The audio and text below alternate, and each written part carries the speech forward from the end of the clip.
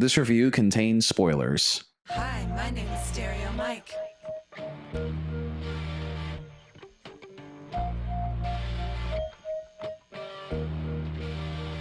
Yeah, we got 3 tickets to the Brand Van concert. So I saw this new movie.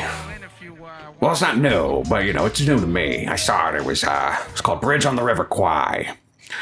And I watched it, and I thought it would be a really fun war film. You know what I'm saying? And then we got to the end, and it was really depressing, and I just didn't like that at all. Have you ever heard of this movie, The Bridge on the River Kwai? Oh man, that's so embarrassing. I never know what you're doing.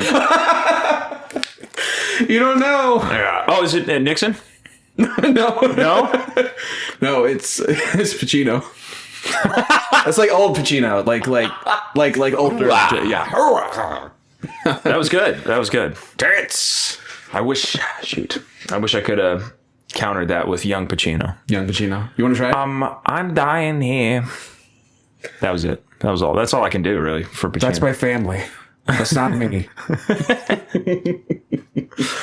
Oh man, I can't wait to get to that movie one day. That'd be great. I can't wait either, dude. Godfather. What's up? How you doing? I don't know. You usually ask me that. Yeah, this is a little change of pace. I like this. Thank you, man. Yeah. Thanks for asking. No, I've been a little bummed, bro. I gotta be real. Mm-hmm. It's been a rough week for America. It's been an exhausting week for sure. Yeah. So it's just Yeah. But I'm glad we're doing this. Yeah, I feel this is a nice release. A good reprieve. Yeah, because I'm here with you. I'm here with the podcast. Yeah. Everything's the fine. boy. We're with the lad. The lad. And the one and only. I'm good. I'm fine. How have things been going with Evil Dead? Evil Dead. Going well, dude. We finally are finishing up vocals. Nice. Those high notes are still kicking my ass, but You'll get it. You'll get it now. I'll get there. Yeah. I'll get there, man. By the time I show up on Halloween, it'll be fine. Well, in theory. So as long as it's like in that. theory. How about you, though? You good? Good. Yeah, Emma's going good. Well, I already told you that the stumble through was a Do little the voice. Do the voice. little rough. Hello, everybody. It's me, Mr. Knightley. Well, do a line. Oh. This is Dr. cocaine. Fraser Crane. Yeah. I'm listening. No. There's the one. Do you remember anything? Yeah. Go ahead. A letter from London for Emma, and my heartiest congratulations to you both. Ooh, that's good. Yeah, it'll be good. Well, once I get the jitters out and That's what happens when you put a VO artist on stage. I You know. just Well, get- that was the first thing that I voice. asked Kristen about Knightley. I was like, I'm always trying to find like the voice for a character first before anything else. Like before pretty backstory, important. before I like dig into the subtext of a scene, I'm like, what does this character sound like? Yeah. And so Agreed. I think for some actors, it's kind of a we'll get to that part later Mm-hmm. thing, but for me, it's that I'm like I need to know how I sound so that way I can figure out how I'm delivering. The lines. Yeah. Agreed. So That's awesome, man. so, and is your ash still very It's pretty much me. Very little range required. shop smart. It's funny. Shout out smart. Man, no, that's great. What movie are we doing? We are doing The Bridge on the River Kwai. Time to pull up the notes. Your first time watching, if I'm not My mistaken. very first time watching this film, a classic film. Classic. Some might say. Have you watched a lot of David Lean? Do you watch any? This is my first. I think this is my first David Lean. Really? Film. Yeah, I know Nice, that he did Lawrence of Arabia, which is a movie I have not seen yet. So I'm pretty sure that this is the only one I've seen. You've broken of your his. lean cherry. The lean cherry has been Divided. popped and I'll never be the same. and yeah. Love it, dude. It's great. But yeah, today we're going to be discussing The Bridge on the River Kwai. Released in the year 1957, it was directed by David Lean, with a screenplay penned by Carl Foreman and Michael Wilson. I almost said Michael G. Wilson of James Bond fame. But it's not the same Michael Wilson. Based on a book by Pierre Boyer. The film stars William Holden, a returning actor in the show, Alec Guinness, Jack Hawkins, Sesue Hayakawa, James Donald, Jeffrey Horn, and Andre Morel. I'm sure that there's other actors a part of the ensemble that I might be missing. But You covered the main one. yeah. So, yeah. Oh, you know what? Oh, I forgot to write a summary. Whoops. Are you serious? I'm so sorry. Damn, nabbits, dude. The best part, it's no longer in the shell. It's gone. I guess I can. Everybody left. Everybody's Yeah, left. yeah, that's it. Nobody wants to listen anymore. Nobody wants to listen to the show anymore. If you could sum it up. I can probably try one to go sentence, off the cuff. 2 sentences? Off the I cuff, think yeah. you could do it. So it won't be as extravagant Please as no. how I usually write it, but On a mundane.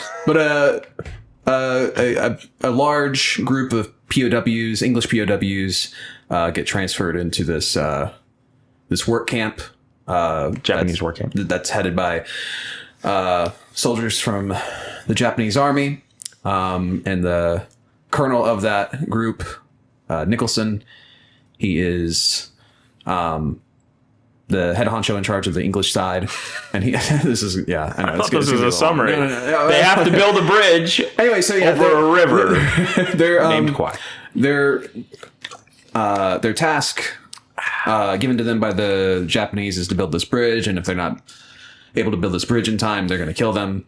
And then some interesting dynamics happen between the Japanese and English side, and then there's a external force at play as well that comes into play about I would say the third act.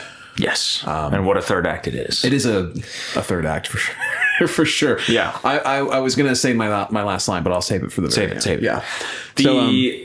I mean, dude, what can you say about this movie? And what's cool is that this is two Best Picture winners we've done in 6 episodes. Gladiator was the first. That's right. Yeah. Okay. So Gladiator, that's pretty good it's kind of impressive, really. I know. That we've been able to We tackle have yet two. to watch a bad movie on this show. That's a great point. Yeah. Which we have plans for what we'll do with movies that we already know. That'd be fun. That'd be fun. Yeah. To do. But I'm so glad that we're doing this one because David Lean to me is such a genius.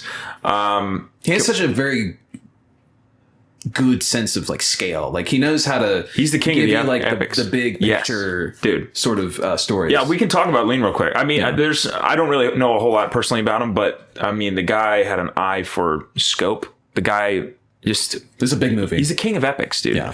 I had the fortune to see Lawrence of Arabia in a theater. They re-released it. Oh, they re-released it for like 4K. Oh, and it's a 4-hour movie, dude. It's a long ass movie. This is a long one too. It's not as long as that, but that's it's long. yeah. But that's kind of what is like. Dr. Zhivago is even longer, I think. You know what I mean? Like he just in the '60s, late '50s and '60s, he just ruled that epic war adventure genre. And seeing Lawrence of Arabia on the big screen, folks, That's an experience, I'm dude. sure. If you get the chance, do it because it's oh my god, it's spiritual experience. Any old movie, and I'm coming at this from having seen like Superman the movie, and Jurassic Park, and their re-release forms. Any chance anybody has to go see an old movie in the theater, like go do it. Like because you got to think that like this movie was made to be shown in a theater. You know what I mean? Yeah, like it was made to be seen on the biggest screen possible. Yeah, because it's shot in that. And one of the first notes I wrote down was that the aspect ratio of the movie, it's supposed to make you focus in on like what's happening. Yeah. Like it's yeah. You know, and there's a ton of different directors out there that use different aspect ratios. Yeah. I think the most common one is like it's like 2:35:1 or something like Right. that. I'm not sure what this one is though. Yeah, this is probably A little wider than 2:45:1 or something like that. Yeah. Crazy. Yeah, dude. That's a great point. Yeah, That's a great point. and so, but it also captures like very wide vistas very well. If you were in theaters, like you could look at one side and see a totally different thing. It's I think my favorite shot in the movie is the one where we're going to jump a little bit ahead, but it's the shot where they're making the trek to the bridge. And this is after he got shot in the foot. And then you see like the others on like the mountain going up the slope. And the head guy in charge is like staying behind because he's just slowing down. But that whole shot is like it's gorgeous. Grandiose. Yeah, it's very beautiful. Yeah, man. Can we talk about the cast? Yes, We got some returning ones, don't we? we do. William Holden from Sunset Boulevard.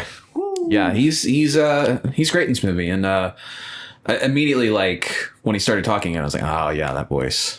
There's got that only be voice. one. Yeah. Oh yeah. Yeah. No, I love his character, and I love the way his character is introduced in this movie. He's got a really compelling arc. He's got. I think he has. Yeah, between him and Colonel Saito, he has. I think the best arc of the movie because he's. I mean the part. He's the only American in the movie, as far as I know. And Because the other guy who speaks English, in that like regular accent, is I think he's Canadian. yeah, you're right. I think he's from Montreal. And so he kind of brings this American smartass with him. In the beginning, that's what he brings, and you immediately see. He's the Within cynic. that first scene, he's this jaded survivalist. Like he knows how to survive, and he doesn't play by the rules. Because he's impersonating an officer. So that first little scene with the dialogue and how he like interacts with his guard, the Japanese guard, and you can see the dynamic that they have. Yeah, it just sets up that character perfectly, and it keeps going. And the way however long the movie keeps going, it expands and molds it, and the twists later. Anyway. Yeah. Oh, yeah. I love it. Love that. Yeah, but he's awesome. I really don't have any complaints with it. His style of acting is it's very of that era. And so, and I eat bombastic. I eat that stuff. I love it. Like I love it. It's awesome. And like, I look at some of the scenes, I'm like, no soldier from back then I don't think would talk like this. Like this is very much just like an actor's voice. Watching him play a soldier, it's just funny. But like, But you also just accept it just because of the era of time it was made in.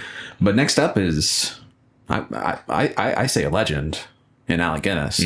Won the Oscar for this performance. That deservedly so. He's excellent. Incredible. In this. Like my little nerd heart lit up when I saw him again. And I was like, man, this is 20 years removed from Star Wars. Well, what else have you seen him in besides Star Wars? This is the only other thing I've seen him in, actually. So I was like, yeah, and I know that he's... And he kind of resented that. Like later in life, when all he was known for was Star Wars, he was like, I've done other stuff than that. Like I've won Oscars, you know what I mean?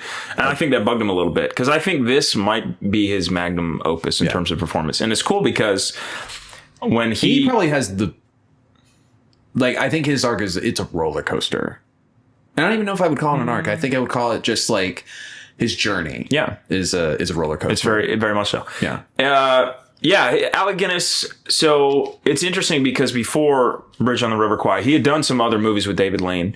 He did. He was also in Lawrence of Arabia. Yes, he was, but that was after. Yeah, he was in Great Expectations, and then Oliver Twist, and he played Fagin in Oliver Twist. He was mostly known for comedies before this. Playing like comedic characters. I can see that. Yeah, I mean I think he was a naturally funny guy, and then so when David Lean approached him about this, he originally turned it down because Colonel Nicholson is this very bland, like kind of he's very withdrawn character. He's very one note at the start. Yeah, and so an argument that went through during filming was Alec Guinness trying to inject humor into the Nicholson character, which comes through in some points. There's one line that I only wrote down 2 lines. Okay. I think part of it was just because I was so engrossed with it. I couldn't stop to even write down any. There's lines. a lot of good quotes in this. But the line that I liked a lot that he said that made me laugh was that man is the worst commanding officer I've come across. Yes. Actually, I think he's mad. Yeah. It's like that stoic British dry humor. Yeah. He nails it. And I think that he's probably my favorite character in the movie, Nicholson, for sure. I just find him so interesting because of the way that they set him up and then the agreement that he comes to with Saito. And in the end, it's like, it's all... And his contrast to the William Holden, who's this rebel. And then you have on the other side this stiff upper lip, British. It's like everything by the rules. Free spirit versus someone who's very stuck in their ways. Maybe not for not in a bad connotation, but just that's just how he is. And I don't want to get too much into it because we'll save it for later. Yeah. But next up is Jack Hawkins, Jack Hawkins. Did not look up who Jack Hawkins was in the movie. He plays Major Warden, I think, or maybe it's a higher rank than that. He plays Warden. That's the British officer that goes with them on the mission. Yes, he's the one that starts it, and I think, his arc is interesting because everybody has kind of a story in this. Yeah, and he doesn't really show up till much later. He shows up halfway through the movie. Yeah, Jack Hawkins plays the kind of the Oxford sort of, how I say, adventure sport. And he shows up and he's like, I've been assigned below the ridge. He kind of looks at it as a game, and then he gets dropped in, and then he, you know, I think he has this. He becomes kind of fixated with dying. Like during he kind of becomes like, leave me here. I shan't go on. He wants to. Yeah, he kind of like wants to leave his legacy there. Yes, exactly. Yeah. And dude, I don't know if I don't know if you have a theme. But I'd like to say what I think it is, because I think legacy is a huge part of the theme of this movie. I think that's something that I kind of just picked up on, because my theme that I wrote down initially kind of got split in half by the end. Okay. Well, I mean, we'll just talk about it, because my main. Well, we got some more actors. Oh yeah, that's true. Yeah, yeah. We'll cover that. Yeah. We'll get to the legacy part, but yeah, Jack Hawkins was a major character actor during this time, and he got typecast as like military guys because he had that voice, he had the face, and he actually started to lose his voice around this time, and he had to be like dubbed towards the end of his career, and that kind of was lost him a lot of roles because he was a chain smoker, and it's really unfortunate because he had a great voice. And would you say he was in that same sort of league as your Richard Harris's, and kind of like the Hellraiser kind of attitude. I think so. I think he was definitely on the spectrum of Hellraiser. Maybe not to the extent of those guys, but he definitely. It's a very British partied type of mentality. Yeah. Well, all those actors after the. No offense. No. Of course not. I love those guys. I think after the Second World War, when they were like, you know. People realized how fragile life could be. Yeah. I think that's when a lot of those actors at that time were like, well, you know what, if I'm going to die tomorrow, I might as well do it like that. I think that's really, I think I listened to that in a Richard Harris interview. He was like, I lived through the Blitz, you know, what do I care if I die, you know, so I'm just going to live life to the fullest. And then unfortunately it backfired for a lot of those actors, but Jack Hawkins included. So it's a shame. Rest in peace. R.I.P. R.I.P. All these people. All these people. Everyone we basically talk about in this film. Next up is Sessue Hayakawa. Ooh. And Saito's another character who's very interesting, just because he's a hard ass at the start, and then. But they give you like small glimpses of like humanity. Yeah. Mm-hmm. Like I think of the scene later on where he's breaking down, and I did not expect that. But it's because of like the way that the Japanese fought back then. It like paid a heavy mental toll on those soldiers, and so. You know, he was probably feeling the stress of like this bridge not being built in time. I have some history stuff for this. Please. Not yet, but okay. Well, actually, I do have some about him though. Okay. But I think you're right. And what's cool? So we just named 4 characters in the movie. I think every single character has a different story. That's what's beautiful about this movie, is that every character has a different story, and it all comes crashing together at the end. Yeah. And then it's just like. It's almost like a Seinfeld episode, but two and a half hours long. Their own thing, and then it all comes back together at the end in that beautiful third act. So, and even Saito has this, you know, story. Everybody does. So the big 4 there. And what's cool about what's his first name? Sessue. Sessue. Yes. Yeah. Cool story about him. He during the 1920s because Japan was becoming very militaristic, right? Mm-hmm. And so his father wanted him to be in the Imperial Navy, the Japanese Navy. And during training, he was diving down into a lake or something, and he ruptured his eardrum, which made him he couldn't enlist. Right.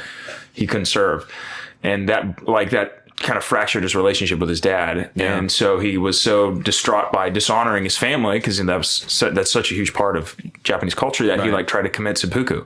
Yeah. And locked himself in a shed. And it was only because of the family dog heard him in there and started barking, that his dad came in and broke down the door, saved his life. Yeah. And so you wonder how much of that played into this character. It probably did. I wonder, because it's really interesting. But yeah, he was living in Germany. He was actually living in Germany at the time of World War II. He wasn't in Japan. He didn't fight as a Japanese soldier. Yeah, he was in Germany at the time. So he never collaborated with anybody, but he wasn't able to leave. Right. So he just stayed in Germany. And because they were allies, Germany and Japan, he was allowed to stay. So it's a really interesting person and really interesting character. I think he might be the most interesting character. Not my favorite, but definitely the most interesting. Yeah, he definitely has like layers to them, and the movie might at the start kind of make you think that he's just like he's like the villain, but he's not really the villain. No. And there's no villain in the movie. I think the bridge is the villain, really. the bridge is the Bridge is kind of the factor that the bridge is a metaphor. I wonder. I don't know. Maybe I'm. It's the Maybe I'm reading too much. connecting tissue between everything. Right. Exactly. And then next up after him is James Donald. He played Clifton, the doctor, if I'm not mistaken.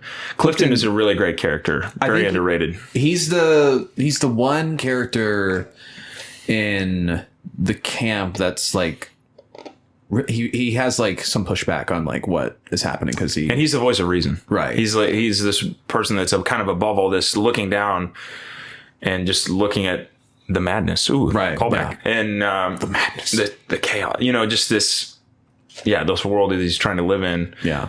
And these characters of William Holden, Shears, and Nicholson, and just trying to navigate that. I think he does it very well. James Donald. I don't know a whole lot of other stuff he's been in, but he was great. I don't either. Yeah, he's awesome though, for sure. And then Jeffrey Horn is up after him, and he was Lieutenant Joyce. He was the Canadian. Okay, yeah, he's the Canadian guy. Yeah, his role in the movie's small, but I think it's also like his role's kind of sad too.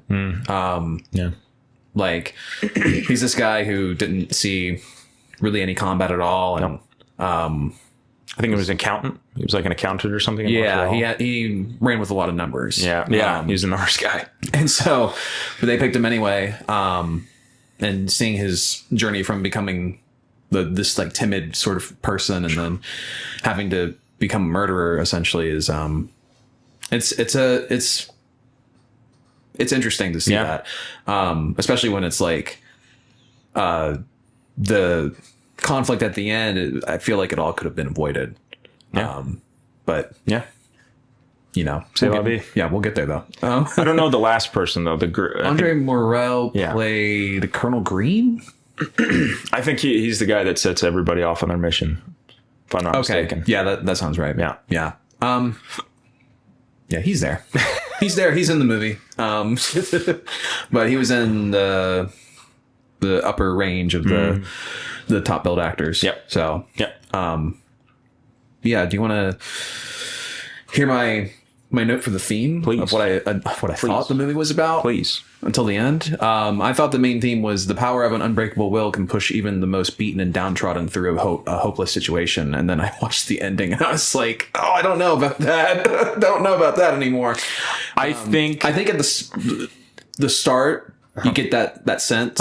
And then you're thinking that the movie's going to end a certain way. And then it doesn't end that way. And you're like, oh, all my preconceived notions of how this was going to end is just thrown out the window. you thought it was a happy ending. I thought it was going to be happy because it was that era of time where like, well, I mean, we talked about Sunset and how that's not a happy ending either, but most of the time movies back then ended in the very Hollywood way where, this is a very un-Hollywood Bert and Dolly movie. are riding off into the sunset together. Yep. This is a very un-Hollywood movie, I think, in a lot of ways. Which is funny because there's parts of it that I feel is very Hollywood also. Yes, absolutely. Yeah, and we'll get into It's that great. stuff. But I feel like, I think that, Legacy is probably... I think legacy is the theme of this movie, and it comes up several times for a lot of the characters. Yeah, and especially with Nicholson. Yeah, for sure. Because I think he was in the situation where he thought he was gonna die. Yeah, and then he's like, "Well, I can manipulate the situation to, Well, and that beautiful monologue he does on the bridge. I don't know if this is in your notes or not, but towards the end when they built the bridge, and he's like, he talks about if all the sum total of your life has led up to that. I mean, I think that's one of that really. It shows his vulnerability in that moment. The only time in the movie, I think. I wrote down that he contemplates his efforts and career as a soldier, and I love the touch of him dropping the stick into the water. Yeah, because I was like, that's him basically going, I've done it. Yeah, I've done everything I can. Yeah. God, it's beautiful. It's awesome. But I guess going in the order of the notes. Yeah, from the opening. One of my opening. no, I almost said one of my favorites. It's not my favorite, not even close. But I think it sets it up beautifully when it's going through the jungle and then the it mass comes graves. to the graves Yeah. and the Brit and the railroad, and it's like, oh, Was not expected. And this is what's happening. I didn't know the movie was about prisoners of war until I was like watching it and going like, oh, so the main characters are like prisoners. And you thought it was just a bunch of guys I building thought a it was bridge. guys, yeah. I thought it was like, it's an old war movie. I thought that maybe like the movie was going to be about like some guys going in and doing some military stuff and going out. Yeah. And there was a bridge in there somewhere. I don't know. Isn't it cool? This Yeah. movie breaks a lot of convention in a lot of ways. I think. You see the characters at their worst at the start. Yeah. Which is, I think, is very bold. Yeah. And now I think maybe I can inject a little history here. So this movie is not real. It's based on a book by, and actually, let's talk about this. So who are the two guys that wrote this? Oh, it was Carl Foreman and Michael Wilson. That's right. So they technically won the screenplay award, best adapted screenplay. Okay. From Yeah. this, but they were blacklisted at the time. Right, there was the whole McCarthyism, the Hollywood blacklist of people that were thought to be communist sympathizers. So they never got the award up until the 80s. So and they gave the award to Pierre Bouillet, who wrote the book, and people were like, "Well, this guy's French. He doesn't, because originally it was about the book is about French POWs, Billy, and then they switched it for the movie and made it British for a wider audience, and then they made Shears an American. I don't think he was an American. Okay. And in the book. So It's very Hollywood touch. a little Hollywood touch Yeah. there, but and it works. But it wasn't until 1984 when they finally were given their due. And I think Wilson had already been dead. Yeah. Or one of the two had already been dead. And then one of the two died right after they announced that. Literally the day after they were like, "You got your Oscar." He was like, "Okay, I'm good." And then he passed away. So, Talk about legacy. yeah. Ooh, wait. Yeah. Hey. That's the theme that's going to come up a lot. But Come back around again. yeah. So anyway, sorry, I was talking about the history. So it's based on a book, but the book was based on a real thing called the Death Railway, which was the Japanese made a lot of POWs do this. Was helping build this railway from India to, I think it was through Burma, which is now Myanmar. But it was a pretty long railway, dude. And It was supposed to give them a route into India, if I'm not mistaken. yes, it was supposed to be a route into India through from Indonesia, the higher parts of Indonesia. I'm pretty sure. I could be wrong, but so something about the Japanese is that I think a lot of Japanese war crimes get glossed over when compared to the Nazis. I think the Japanese were worse in a lot of ways. That's a big topic in this one. It is a bit, and I mean, they don't really show the true brutality of what they could be, but the Japanese were really evil, Right. And Because Nicholson keeps bringing up the Geneva Convention and here are the rules. And here are the rules. And Sato's like, yeah, I don't care. It's interesting because Japan. Oh man, I hope this tangent doesn't go on too long. you're good. Okay. You're good. But so Japan used to be very isolationist, right? In the Right. 1800s, Yeah. they were like they didn't trade with anybody. They were like, we're gonna keep everybody out. American Navy shows up with a fleet of ships and was Right. like, trade with us. And they saw the fleet and they were like, Okay. you got it. Yeah, no problem. No problem. And so that kind of opened up Japan to Western ideals, right? Yeah. And they got westernized, basically, right? They started to wear Victorian clothing and started having Right. late night parties and stuff. And so that de-evolved into the kind of a pushback from more traditional Japanese people who were Right. like, we need to be more militaristic. Right. So around the turn of the century, Japan starts taking on bigger countries. They took on China, they took on Russia, and beat them pretty soundly. Yeah.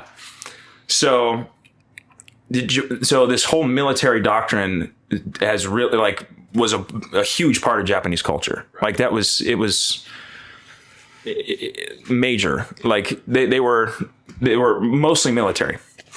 So, shoot, I lost my train of thought. no, you're good. So, with the Japanese military, their opinions of people that surrendered was very low, right? Because, like you were saying, they have a big thing with honor, right? And they viewed people that surrendered as subhuman. Yeah. They don't deserve to be soldiers. They don't deserve to be human. Yeah. You're not honorable surrender. enough to. You're not honorable enough Yeah. to yeah. So like a lot of America, there's something called the Bataan Death March in the Philippines. When after Pearl Harbor happened, the Japanese attacked the Philippines. Right. And they made them surrender because they were cut off. These guys were cut off. Yeah. And so they surrendered, and they were made to go on this literal death march with a bunch of other Filipinos. And people say that around like 80,000 I think 80,000 Filipinos and like 12,000 American POWs died during this walk. They literally walked for like 60 miles. Yeah. And then took a train to the camps where they died more. Right. You know, it was like just really hell on earth. And Japanese were awful. And I think the difference between Nazi Germany and the Japanese is that Germany now, they teach about the Holocaust in school. They were like, what we did was wrong. They've outlawed a bunch of that stuff. Japan, in Japan's mind, it was what they teach is they were doing an honorable war, and then they got 2 atomic bombs dropped on them. Yeah. And they're the victims almost, when it couldn't be further from the truth. They were pretty awful. Yeah. Like, they were bad. There are it's still people alive today that probably remember that the Japanese, when they invaded China, there was something called the Rape of Nanking. Okay, not the massacre, not like the massacre of Nanking, right. but like the rape of Nanking, because they took a town of 200,000 Chinese people, and they did things like they had a contest that was in the newspapers in Japan about 2 officers having a contest to behead the most people, first person to 100. Yeah. Okay, and they would like bayonet babies, and they would, the awful things, terrible things, and I don't know, and that just kind of gets glossed over, but they do a good job of humanizing some the Japanese in this movie. I think that there's an interaction at the very beginning that Shears has with that captain that I liked a lot. The Japanese captain, the guard. Yeah, where he's because he's like basically like bargaining with him to be in the sick list, so he doesn't have to work for the rest of the day. Right.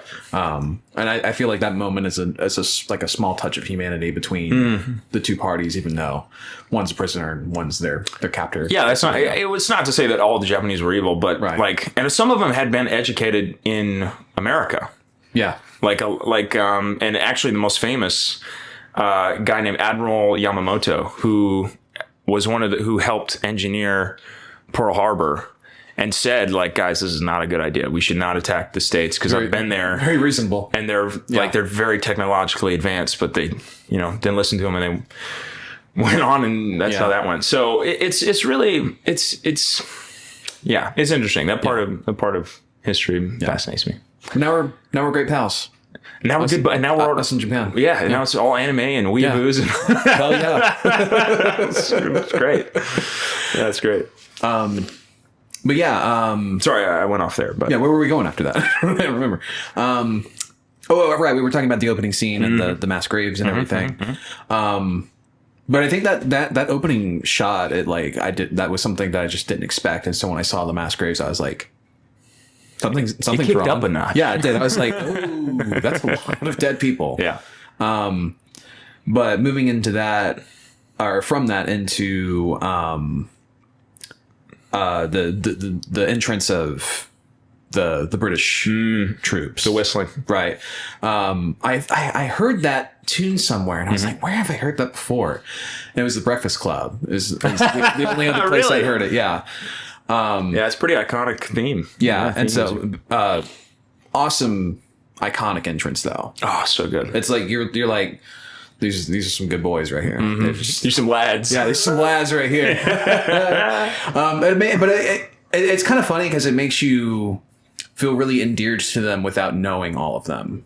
Yeah. Isn't that cool? Like you already feel like connected to them without knowing all their names or where they come from or anything like that. And you can see they're already resilient, and they've already gone through it. And when they're marching, they're all marching, and you look down, and a lot of them don't have boots. A lot of them have, when Nicholson's looking all down. their coat. There's a lot of them with like no shirts. And their clothing's ripped. And, Yep. I mean, even And they're like, even they've already Nicholson- been through it. Yeah, even Nicholson's got Yes. a lot of tattered, or his clothing is very tattered. Yeah.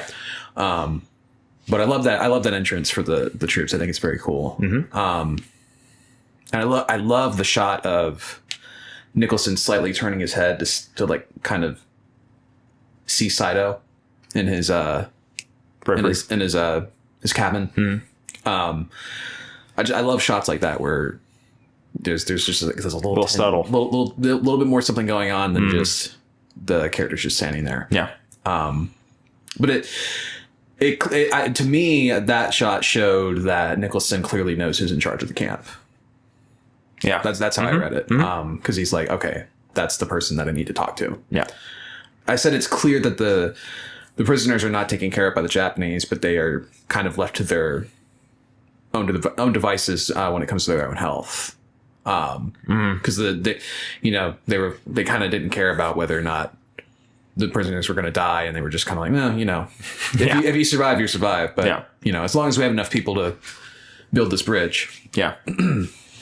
So, but it is kind of interesting, that dynamic of the captors and the prisoners, because they're almost like they have their like own little societies going on in this situation. It's true. Yeah. Like prisons now kind of have their own society. Right. It's like a world within a world. Right. And just imagine being in the jungle instead. So and I think they say one of the reasons that it's not as heavily guarded is because it's out in the middle of nowhere. Right, it's like, what's the point of trying to escape? Because you're gonna die. Exactly. But that leads into my next note, where I talk about how there's kind of no hope of escape from this place.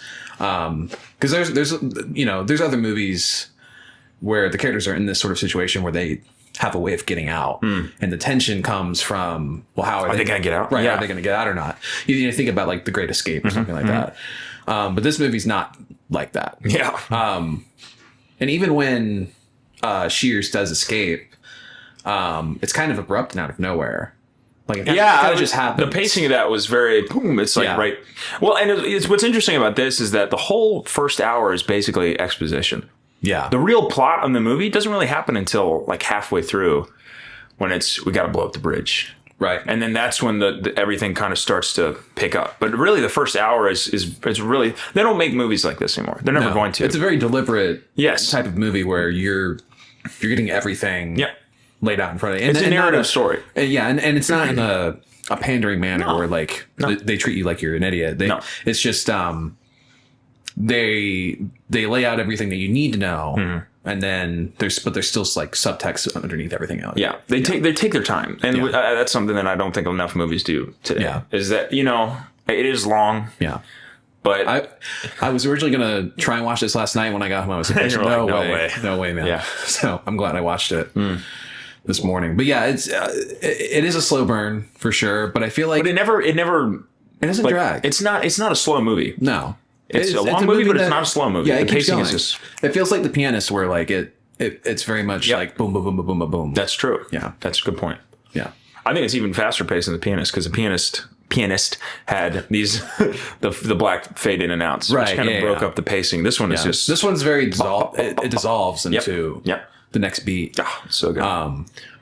But I wrote down a little cheeky note, because my nerdy ass was listening in on the jungle noises. And I said, I could hear the noises used for the jungle, and they're the same exact jungle noises used in Metal Gear Solid 3. Not important, just a fun little thing my nerd brain noticed. What are the sounds? Huh? What kind of sounds? Oh, just like the chirping birds and like the You think Metal Gear got that from? I think so. Well, Kojima's a big movie nerd, and so he probably took that noise and was like, "Yeah, we're going to use this and put it in the beautiful in the Russian jungle." Yeah, because there's jungles in Russia. I should say they didn't shoot this in Thailand. They didn't shoot it in a studio. Which is pretty atypical for that time. They shot it in Sri Lanka. Yeah, on location. Yeah, in Sri Lanka. So that's pretty cool. Gorgeous. It's so beautiful. Amazing vistas. Oh my God. I can't imagine the business it did for Sri Lanka after that. I think people like went and looked for the actual River Kwai, like in Thailand. And they were like, cool. That doesn't actually So I guess that would mean at the end, that destruction happened in location. Yes. Okay. Yeah. Okay. We'll get to that. That's a great story. We'll get to that. Yeah. Because my brother was watching it. He was watching like the last act with me, because that's where he came back from work. Yeah. But he was wondering if that was like a model, and I was like, that looks like a real It's a bridge. real deal. Yeah. So, Now, and on that note, do you believe this is an epic movie? oh yeah, because we did kind of touch on that. Because at the start I was like, this kind of feels like it's an epic, but it's still very self-contained. And then the second half of the movie starts and it branches out considerably, and so it almost becomes like a bit of a globe-trotting sort of movie, but just in this one part of the world. But the scale like expands at a certain point, and you're like, oh, this is a bigger movie. So yeah, I would say it is an epic. Yeah, it's interesting because movies at that time, you know, along with the length of the movie, the scope too, the vision, the idea, it all came together to make an epic movie. Like Pearl Harbor, for Michael Bay to Pearl Harbor, not an epic. No. Lengthwise, action-wise, you'd think it would be, but it's not because the scope and the vision, it's not. It doesn't make it an epic. He's not and somebody like Bay is like not. And I've come to appreciate his style of filmmaking in a certain way, but like his style it doesn't lend to that grand scope of like this larger than life story, but. And it makes you wonder. It's like just because something's long doesn't make it epic. Like what? And I think about that. Like what makes a movie consider itself to be epic? Yeah, you know, it has to feel grandiose. It has to feel grandiose. It has to feel bigger than what you initially thought it was going to be. And in terms of containment, I mean, it's not a real. They don't really go many places. You know, this isn't a whole globe. Like you were saying, like it does globetrot, but it's like it happens in one little country. You know, but the scope of it and the vision just makes it. Boom! Yeah, it's just I think like the cinematography definitely helps with that. Oh god, yeah. The music does too. And then just the both won Oscars, right? Yeah, and Lean, it's like you said, Lean just had this. He had this very good sense of like how to make things feel big. Yes, yeah, and as much as even though I wasn't as hot on it, I think Gladiator still hits that on the head too, where it's a story that feels big. Yes. Yeah. So.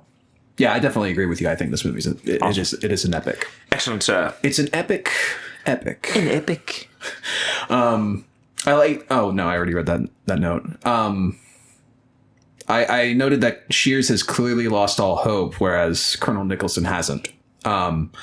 He still feels that if they stick to their plan of not escaping, that everything will work out for the better. And I mean that in Nicholson's perspective. I think you're right. Because he's very like, if we like talk to Saito and try to get him to realize that this is breaking the rules of war that we've established as a civilized world, then everything will be fine. And then it's clear that Saito's like, no, I don't care. We're doing things my way. And so, yeah. And that leads into the confrontation, the first like big confrontation between the two of them. And it's intense. Like he's like, what code do you live by? The coward's code. He smacks him across the face and then he puts him in the hot box. Yeah. He's like, we will not. In the oven, I think they call it. Yeah, they call it the oven, but I think I got that term from Django Unchained. So yeah. This, same principle, but yeah, it's like, it's clear that they don't adhere to the rules of engagement that the world recognizes. And even during that time, during that war, I mean, they weren't the only ones that kind of disregarded those rules. But in this situation, I think they thought that they would be able to apply those rules. Yeah. Well, Japan by this point had left the League of Nations. They used to be allied with the League of Nations, and then they dipped out. So they had agreed to the Geneva Convention rules, but they never ratified it. They never put it in writing that we're going to adhere to it. So Russia was the same. Russia didn't sign the Geneva Convention. Yeah. So they could kind of, and that's why it's like the Pacific War that America and Japan fought, and the Eastern Front between Germany and Russia are kind of similar. Yeah. And this take no prisoners, like brutality of war, like because the Japanese didn't surrender, right? As we touched upon. So like what each side did to each other is really unspeakable. So wow, man. Yeah, I hate it when he broke his stick. Like that made me mad for Nicholson. Yeah, and the way he did it too, he just snapped it right in front of his face. I'd been mad too. Yeah, humiliates him as an officer. Yeah, But I love that right after that, like, you know, because the regular soldiers go off to do the work, but he's like, my officers won't do that because that will break the rules. And so this transition between that initial confrontation to like the shot underneath Nicholson, where you realize like, oh, he's been standing there all day. Yes, It's I crazy. love that shot. Yeah, it's a great shot. I think that, I mean, immediately you understand like he hasn't moved. He hasn't moved And then they show the times pass, and they show one of the guys on the ground that's already passed out from heat stroke. Right. And I love that they didn't show it. I love that they didn't show him like, oh, and then Yeah. he was on the ground. They were like, okay, well, they're going already. Yeah. It's a really beautiful moment. And so when can we talk about another shot I love is when Clifton has gone to see Nicholson, and he's like, no man can withstand this heat, and it's looking up. Right. And he looks up at the sun. The sun's going. And then Shears pops out. Oh, and yeah. he's like all disheveled. Yeah. And it's a perfect, like, That's great. smash cut almost. Yeah. Yeah. A match I love cut, it. I think it's what Match it's cut. called. That's right. Yeah. That's right. Thank you. Mr. Technical. Mr. Technical. technical. Thank God you're here. But I you know, I'm wondering, like, do you think that Nicholson's like his characteristics of being steadfast and his like unbreakable will, do you think it's a little irresponsible? I think they try to like show that he's this whole British stiff upper lip it's not always like healthy. Like Well, at the start I was really digging it. 'Cause Yeah, I was you're like, like, oh, good he's for standing him. his ground, Good and for he's him. like, he's not caping, and then I was like, you know, your officer is dead on the ground from heat stroke, and Yeah. your your boys are getting threatened with a Gatling gun. right. Basically. And And- their regular guys are getting rations cut. Like it's Right. all and all this for honor, all this because It's a different type of honor from the Japanese, but right. it's that same sort of like, And that's a great point. It's the gumption. Isn't that interesting? Because there's the Japanese way of honor and there's British way of honor. Both are kind of. I mean, they both respect. They're similar. They're similar, but Yeah. there's different ways of going about it. Yeah. And I think it's great. yeah. And that- I think they're. Yeah, the more I think about it, I think Saito and Nicholson are like, they're very much two sides of the same coin. I think you're right. Yeah. Yeah. And I don't think I don't think they ever, maybe they come to an understanding that maybe they are a lot. I think they do. Than, I think they than they do. realize initially. Yeah. God, I'm getting a lot more meaning out of this movie post. Yeah. I'm glad I watched this the same day because Yeah. it's Yeah. very fresh on my mind, and it's giving me a lot more to think about. Yeah. But you can see, I remember there's that shot of them showing the hot box that he's in, and you can just see the heat emanating from the top of it.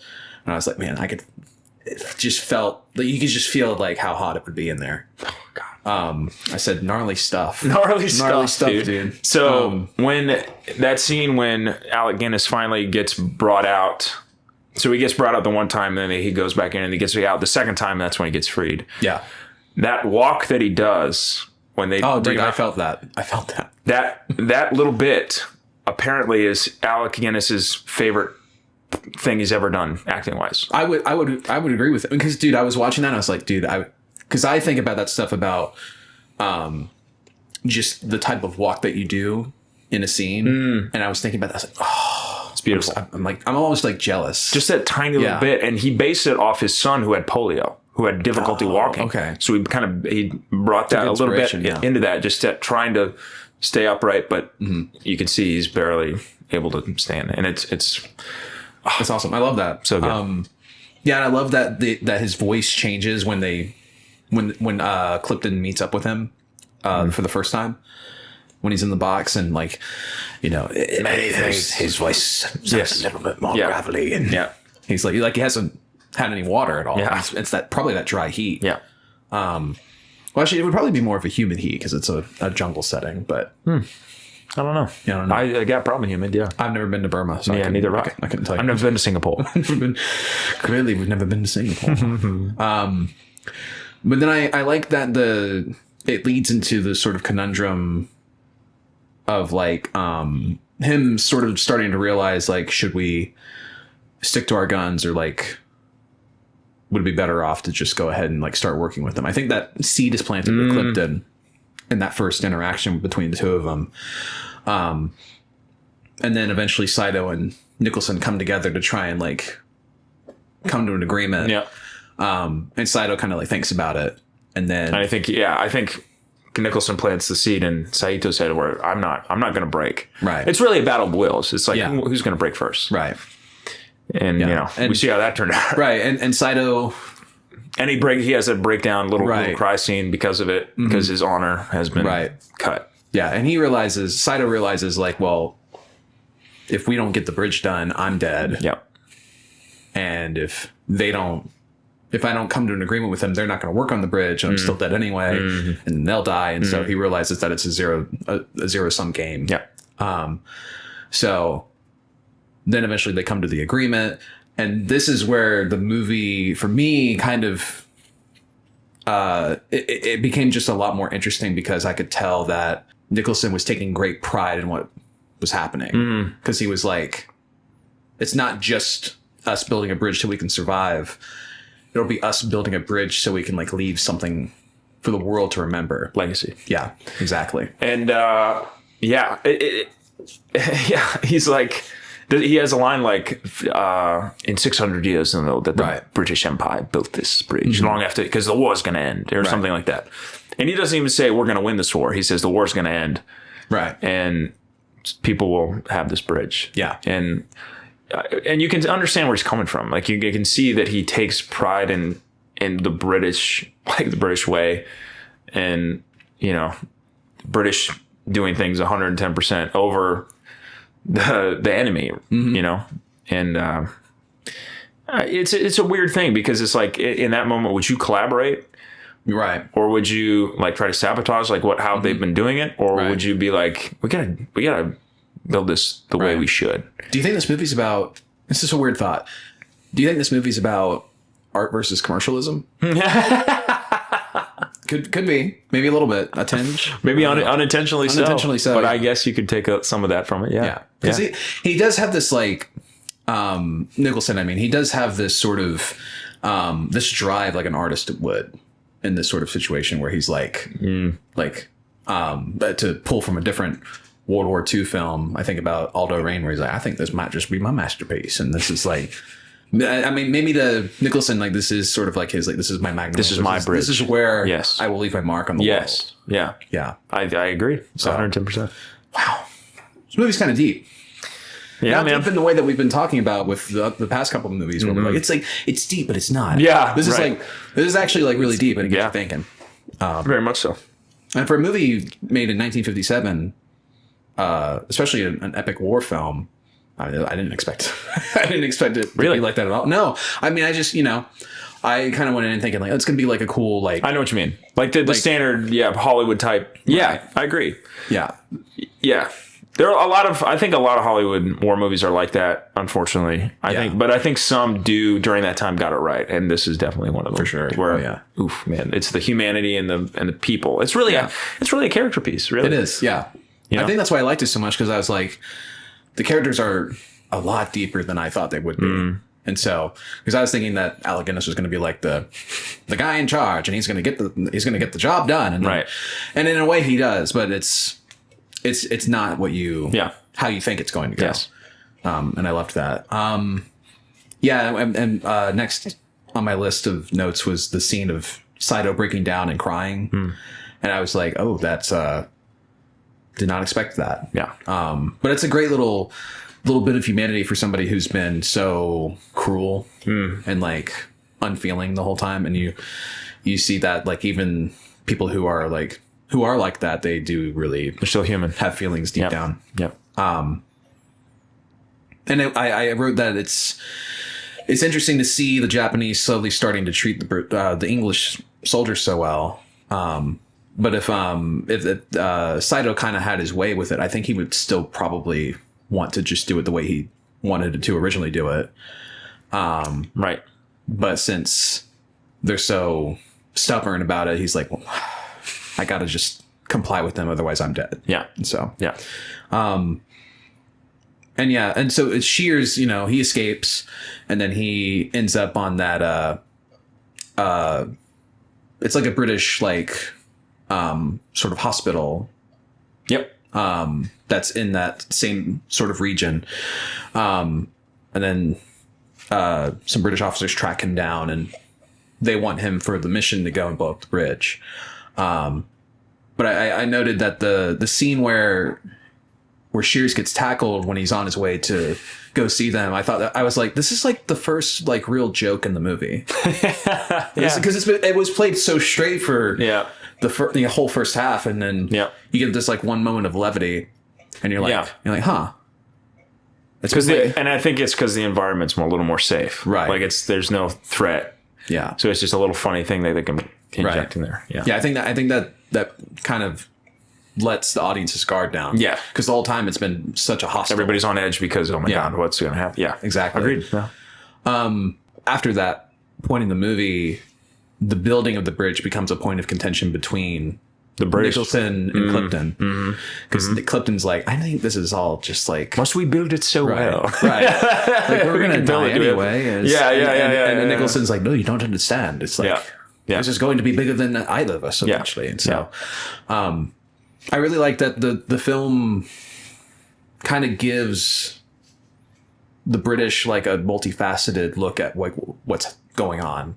And it's not just like, you know, there's division between those two characters, and it doesn't spread throughout the entire group of English soldiers. But it is like, I think it does plant that seed in the audience's head about like, is this like what they really should be doing, or should they be trying to, should they be just trying to do it the way that they initially were going to? Yeah. At that point, I mean, you kind of have I think Clifton thinks he's being irresponsible. Nicholson's character is being irresponsible, or he is being irresponsible? That he thinks that Nicholson might be a little irresponsible because he's like, you're helping them out. Like, why are you going to help them out? Yeah. I get that. Because I think Clifton thinks that, I think he made the right choice to cooperate, but why do you have to do it this way? Mm-hmm. We could just be doing it in the time span that they initially wanted us to, but you're going to make it really efficient for them and give them what they want. Like, it's bizarre. Yeah. I think we talked about it, that it's supposed to be it's not supposed to be a cut and dry thing. It's a very gray area. Yeah. And I like that. Which reflects the ending, because I thought that the ending was initially going to be very cut and dry, and it wasn't. Mm-hmm. I was like, all right, bold. It's a great world, dude. It's not black and white. And then I didn't write too much about... Oh, no, I did. I wrote a little bit. I said that I had a feeling that Shears was going to have an opportunity to go back to... His story ended a little bit too quick. Right. And I said, in all honesty, he's kind of forced to. Because we find out that he's been impersonating wasn't a commander, and he was impersonating an officer, and that he'll get court-martialed if he goes back to the States. I love the way that Jack Hawkins plays it, kind of like, well, actually, we've always known. Like, he doesn't lose a beat. He's just like, well, we've always known, and you're working with us now. Yeah. Sorry to say, but we already know who you are. Yes. Yeah. We know who you are, and you're working with us now. So it's just great. But it is the thing that pushes him back to the jungle where he escaped from.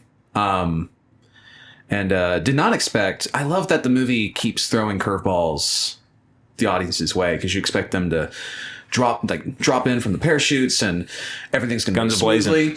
And then one of the guys dies immediately. I think that, and this is one of the greatest commando raids, I guess, in a movie, because everything that can go wrong does go wrong. Literally everything that could go wrong does go wrong. Yeah. But they still find a way to keep pushing and go through. Exactly. Yeah, for sure. I think you're right. Yeah, it's really cool. It's verged from all right, we're all going to go in there. It's almost very like Mission Impossible-esque, where it's like, you think that it's going to go smoothly, and then something happens that just throws everything for a loop. This is the first Mission Impossible. Right, exactly. This is the Mission Impossible before the TV show. Yeah. So, and then they find their guide. And was their guide, was that planned? Or did they just happen to stumble upon it? No, I'm pretty sure it was planned. Okay. Yeah. That's what I thought, but I just want to be sure. But can we talk about the Siamese girls? Because that's another part of the movie where I'm like, this feels very Hollywood. Oh, like just having a little love interest. Yeah, it's like, yeah, that's true. You know, I mean, I don't think it ruins the movie, but I think it is a part of me that's like, You had to have a little, just it's like couple ladies in there. gotta have a little love. a couple ladies. A little love. Well, it might interest you to know that Lawrence of Arabia, his next movie, has no women in it at all. it's In a 3.5 hours. Sausage fest. That's awesome. You probably heard some griping Yeah. about. Oh, there's too many In the girls in future, this. they Yeah, David opened their Lean third heard eye this. and peered into the future, and we're like, David Lean was like, "My God, this guy's he's gonna right." complain about it.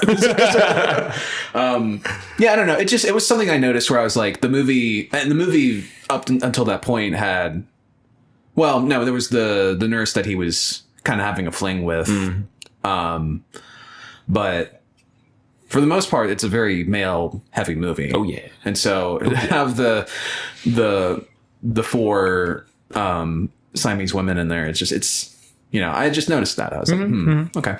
So So we're doing this now. yeah, we're doing this now. Okay, got it. So now this is happening. Right. And so I love the part where what was his name again? Joyce, where he's like, "You're lovely," and she didn't like understand a word he said. She just smiles at him, right? She's like, It's really funny. But I love that. Just that whole last third is you can feel that like something bad's gonna happen. One of the greatest third acts ever in a movie. Yeah, because I noted that the mission gets off to a rocky start, and it gives you that sense of unease. It's like you're like, Okay, this is going wrong yeah, already. yeah, this is What a else bad can go sign. wrong? Right. Yeah. I noted that, as I said, even though this is technically a war film, there's very little war to be seen. And when there is a moment of gunfire or death, the movie treats it as a disturbance rather than a moment of action. It's like, because I'm thinking of the moment when they're at the springs and the Japanese soldiers pop up on them. Yep. And then they go to attack the soldiers, and they they establish the bats earlier on, but they cut back to the bats and they're all flying through the sky. It's like there's something wrong in the air, and even the nature around them can sense it. And Yeah. I loved that. I was like, this is a movie that treats violence as like something very grim, but not in a brutal way. Like It was a 50s Hollywood way. right. It didn't feel like The Pianist where like you felt the violence. It Yeah. was more like they made you feel the violence in a different way, in a more subtle way. And I think it really works. I think a more dramatic. It's a dramatic way of showing it. And I love that it cut back to the shot Japanese soldiers, and it's just silence. You can hear like the girls crying, but like it's for the most part, it's just silence. Yeah. And I love that. Yeah. It's really awesome. In a movie with a lot of music, it's those little silences. I will say that there's some parts of the movie where the music was placed very awkwardly. And we'll get to my most egregious moment where that happened. Okay. Towards the end. Okay. But eventually they find the bridge. And throughout this whole like last stretch of Well, we skipped one of my favorite scenes, which is when sorry. Go so ahead. Jack Hawkins is like that monologue that it's just a monologue that he does, William Holden. When that's Jack great. Hawkins, That's a great scene. and it's kind of both philosophies get kind of, well, really the British philosophy really it's kind of it's kind of the what I would consider like the synthesized moment of the film where like all you know is how to Jack die. Hawkins is very much like Nicholson. Yes. And William Holden, you know, it's the two clashing ideologies of the movie. They're both. I think that the British guy, they're both kind of obsessed with this. Like I think I said before, Jack Hawkins is obsessed with death. Like Warden is like, he's like, I have to die. Da, da, da, da. Yeah. And then that's when William Holden goes like, you do anything for the role. Like your own Right. mother, if it called for it. You know, Yeah. all you know is how to die like a gentleman. Right. When the only thing you need to do is live like a human being. Exactly. I think that's It's beautiful. so good. Yeah. Yeah, it's awesome. But then after that, they keep making their way. Once they find the bridge, yeah. They're about, Yep. I think he said about 6 miles or 5 miles away from the bridge at that point. And then once they reach the bridge, yeah. It's a very tense scene of them putting the charges up. Because they're having to hide from the Japanese soldiers that are right above them. And they're covered in the black camouflage. Yeah. And you're like, I love the moment where the one Japanese soldier spits into the river and it lands right in front of Cheers, and you're like, kind of gross. But then, yeah, and so we go from that scene into the next day, and Nicholson has his whole speech about next morning. right. He has his whole speech about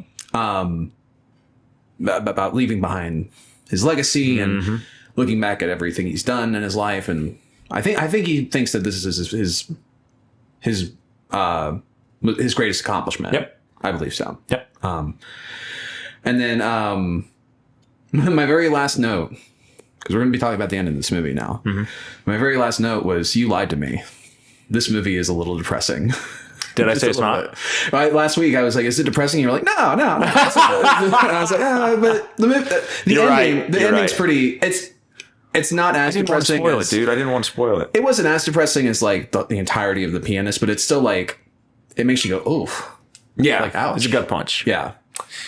Yeah, oh man, the way that everything comes together and the way that all the arcs come together. They set up because they wanted to blow up the train too. And then they set up right before the very last scene that the train that's going by is going to be filled with all the sick and injured soldiers.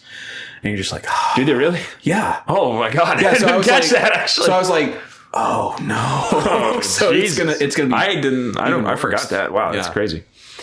I think so. There's two major things I love about this one is the shot when Shears is coming towards Nicholson. Right, he's like, kill him, Yeah. and Joyce doesn't kill him.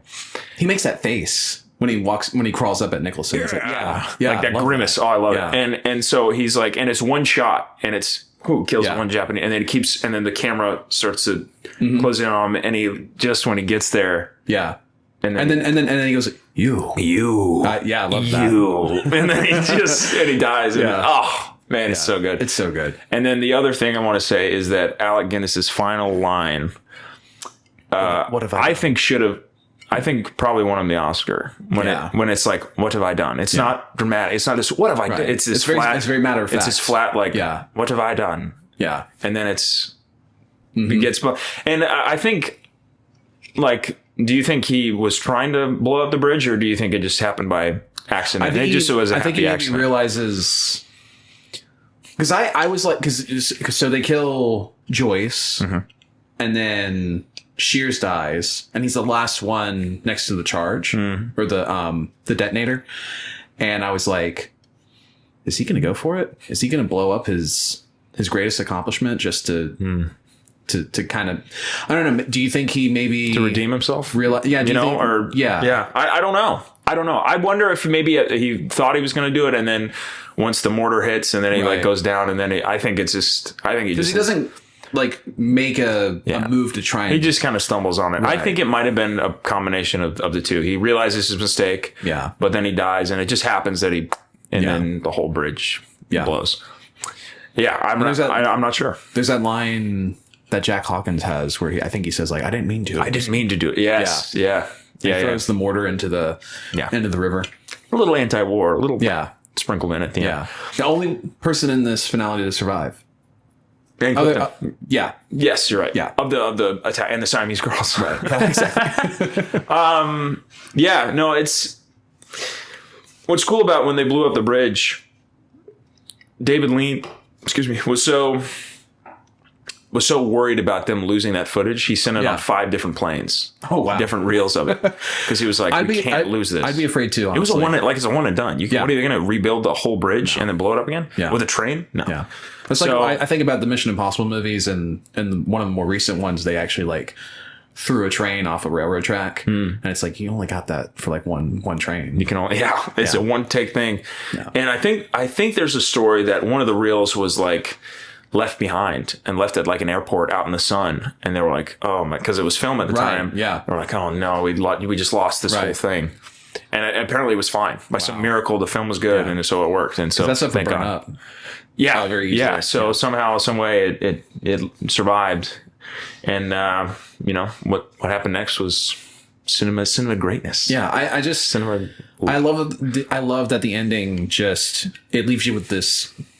It makes you think about like what's happened over the past like 2.5 hours. because it's like I said, it's not a cut and dry ending. It's not the happy ending that a traditional Hollywood movie would have. It's very much like, here's the situation. This is probably not what you were thinking was going to happen, but here you go. Like, think about it. And yeah, I mean, I love the last few lines in the movie is Clifton just going like, the madness. Yeah. I don't know. I love that it's a bold ending. And I don't know, not many movies. I would say not even very many movies nowadays. Not even big Hollywood movies, I should say. Yeah. A lot They of don't them- take that risk. no. They don't do it. No, That's they're like, true. we got to make everything the happy ending. And every once in a while, you'll have like an ending that's bold like that. Like I think about Rogue One. That ending is a little But I think people kind of saw that coming. In a way. kind of, and Maybe not I in also that think way, the but yeah. characters in that movie are very weak, and so I don't really feel the impact of that ending as much. Whereas this, Interesting. I feel yeah. Do we have Rogue One on the list? That'd be fun to bring up. Well, we don't. We don't we have can to put it on the list. Yeah, but Be interesting.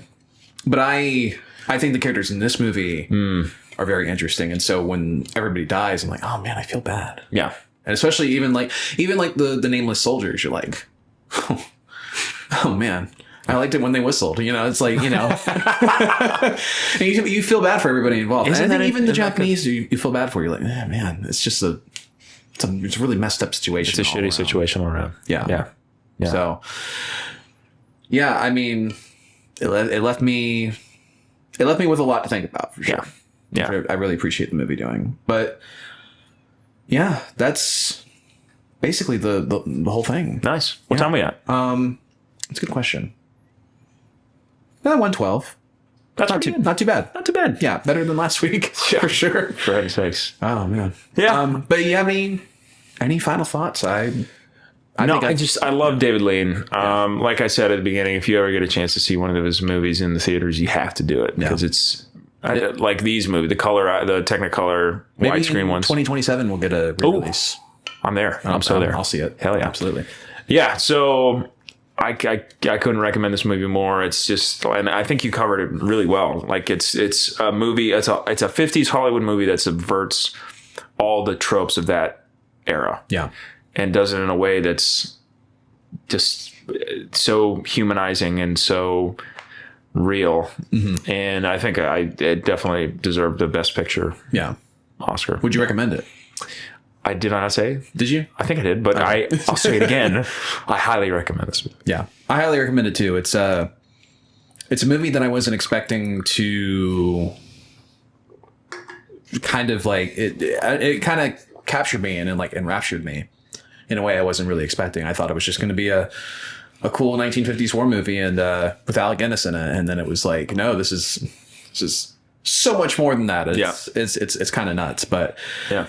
if any I'm of glad you, we were able to do that. I'm glad you were able to see it. That's great. yeah, if anybody hasn't seen it yet, please do. It's great. Well, after this. Yeah, we could have told you the whole movie, but yeah. You know, if for some reason you decided, I mean, to be fair, this movie is old. It's like 60 plus years old. So you should know everything about this should know movie. everything No. about Well, really, I think that's the reason that people won't know anything about this Right. movie is Yeah. because it's 60 years old. maybe this will be 70 the years thing that pushes them to actually watch it themselves. Good. So I hope you do, folks. yeah, please do. Well worth it.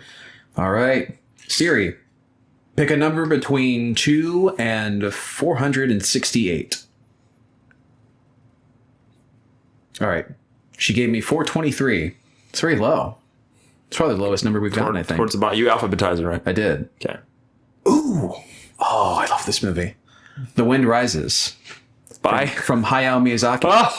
I love that. I absolutely love that movie. Haven't seen it. Haven't seen it. That'll be wonderful. A little Miyazaki. Haven't seen it in a few years, so it'll be good to go back to it. Cool. And get my thoughts. Yeah, I won't get into it, but it's awesome. Awesome. It's so good. Do you want to? It's so good. Do you want to sign off with your Pacino? Yeah. Well, So I really think the movie's about legacy and leaving behind. You know, What's your legacy, Al? What's your legacy? I did a lot of cocaine during the shooting of Heat. Peace. bye, guys.